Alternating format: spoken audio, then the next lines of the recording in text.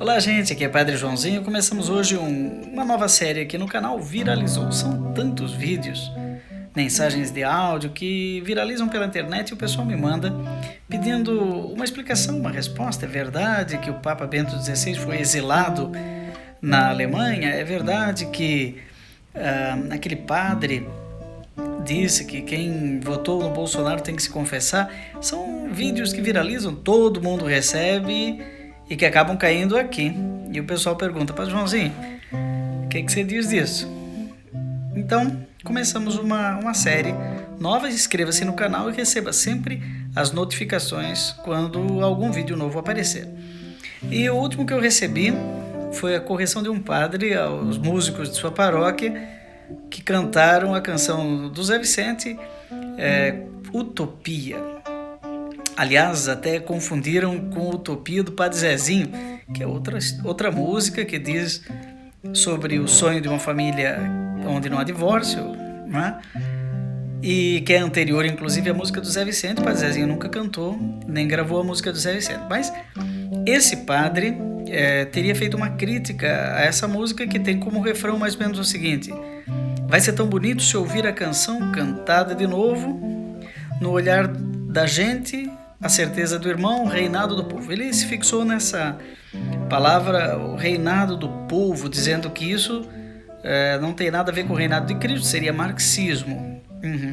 Então, eu fiquei refletindo sobre isso. É claro que a música não é litúrgica, não poderia ser cantada num canto de entrada, nem canção qualquer da liturgia, porque não é esse o propósito, nem mesmo do autor, que eu conheço, o Zé Vicente, que compôs apenas uma canção sobre a esperança religiosa. Não diria nem esperança cristã, porque, como o padre disse muito bem, não se fala de Jesus Cristo, né? Mas ele chegou a dizer, segundo chegou aqui nas minhas redes, que a canção é marxista porque não fala do reinado de Cristo, fala do reinado do povo. E o povo não sabe muito bem o que quer. Bom, reinado do povo seria democracia, não seria marxismo. Mas, de qualquer maneira, vamos relembrar de onde vem esse conceito de utopia. Esse conceito vem de um autor chamado Thomas Moros, que escreveu seu romance Utopia em 1516 na Inglaterra. 1516 é bem antes do marxismo, bem antes do socialismo. Aliás, é anterior à doutrina social da Igreja. Então, o Thomas Moros, que, diga-se de passagem, é santo da Igreja Católica, São Thomas Moros, beatificado por Leão XIII e canonizado por Pio XI em 1935. Esse santo, ele se opôs à pretensão do rei Henrique VIII, que queria que a Igreja, que o Papa declarasse o divórcio dele da sua esposa para ele poder se casar com a Ana Bolena, sua amante. E o Papa, na verdade, não permitiu, e por isso Henrique VIII criou uma igreja própria dele, a Igreja Anglicana.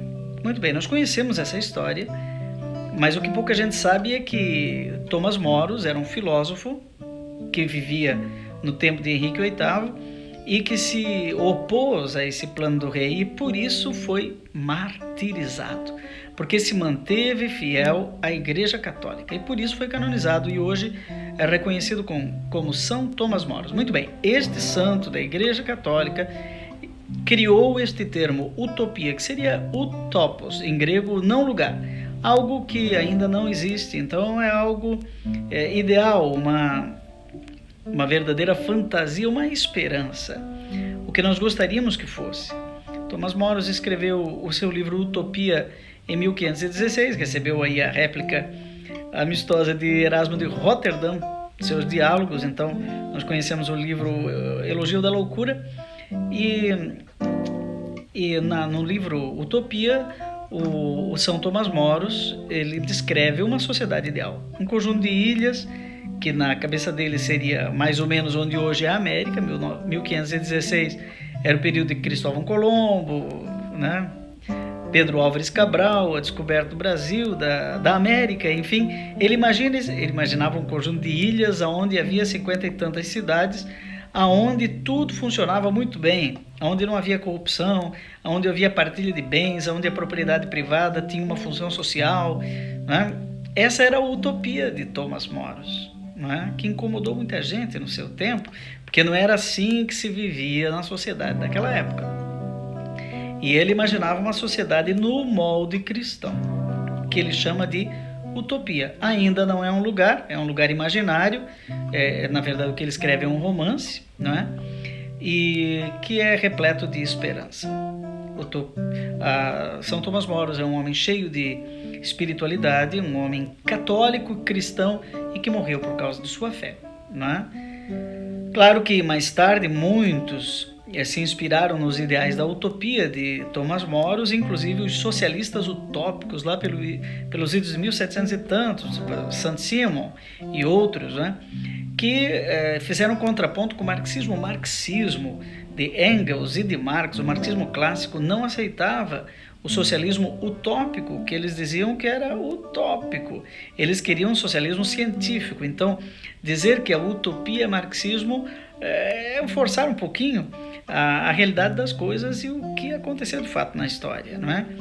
Na verdade, o que o Zé Vicente procura nessa canção, nem sei se ele se inspirou na utopia de São Tomás Moros, mas de qualquer maneira a inspiração dele é Isaías 65, é aquele texto do final do profeta, do servo de Javé, o profeta Isaías, que diz o seguinte: lobo e cordeiro pastarão na mesma relva. Isso é uma esperança que nós temos, que um dia todos os conflitos, os problemas e os pecados desapareçam quando Deus será tudo em todos, ou seja, o céu é a terra prometida. Eu preferia que o Zé Vicente, ao invés de falar reinado do povo, falasse reinado de Cristo, reinado de Deus, né? O reino de Deus é uma categoria tão presente na evangelização de Jesus Cristo, mas ele caiu na tentação da rima fácil, do novo com o povo, não é? E acabou fazendo uma expressão de uma democracia espiritual na vida eterna. No céu Deus será tudo em todos, não é? O propósito do Zé Vicente não foi fazer uma música litúrgica, naturalmente. Ela não deveria ser cantada nem canto de entrada, nem canto final, nem canto nenhum. Ela é apenas uma canção que expressa, inspirado em Isaías 65, a esperança que nós temos que quando acontecer o reinado de Deus, não haverá mais esses conflitos que nós temos hoje, né, de direita, de esquerda, enfim, de tantas polarizações. Haverá a paz reinará. Essa é a mensagem. Então não serve como uma canção litúrgica, mas serve como uma canção de catequese sobre o reino de Deus e sobre a esperança cristã.